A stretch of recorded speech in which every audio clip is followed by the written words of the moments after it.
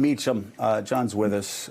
John, the president keeps saying that he's a wartime president, but he's not actually using wartime measures to protect Americans. And while we're talking about war, you know, one of the most prestigious groups that have put out a study on the coronavirus and what its impact may be on Americans said that if we don't do this right, up to 2 million Americans could die. And we see these numbers doubling. I mean, every day we wake up, we see them doubling. You can look at the chart. We're actually moving ahead of Italy very soon on the number of cases. We are going to be the most infected country on the planet because of poor leadership. And John, it's interesting, also unbelievably sobering that 2 million number is also about the number of Americans who've died in every war we have ever fought as a country since 1776. Yes, this is war.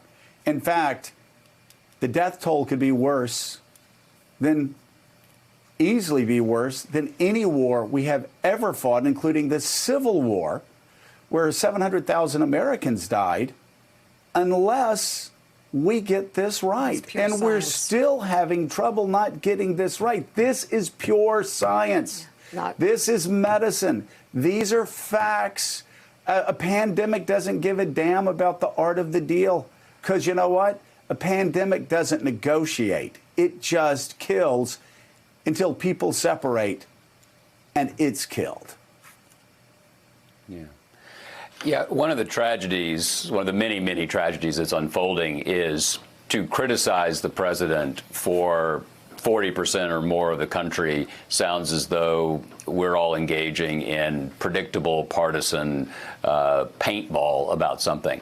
This is as serious as it gets. FDR said on his inaugural, the line we all remember is, the only thing we have to fear is fear itself, which is the ennobling, sort of needlepoint pillow line. The line that got the biggest cheer that day, and Mrs. Roosevelt wrote that she was chilled by this fact, was when he said, "I might require wartime-like executive powers to govern as if we had been invaded by a foreign foe." And the crowd roared because they were hungry for that kind of leadership at a moment when a quarter of the population was out of work.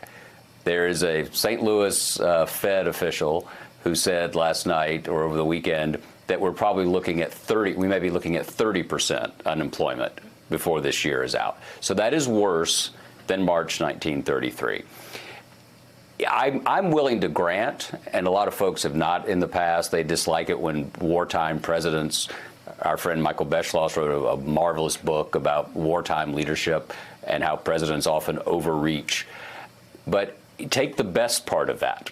Take the clarity of war, take the cultural capacity of Americans to agree to the projection of resources, the investment of what Churchill called blood, toil, tears, and sweat.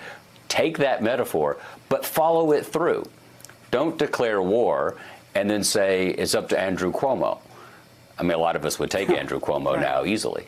And I'm not being a smart aleck here for once. My sense is that you can just feel this. It is Greek tragedy, right?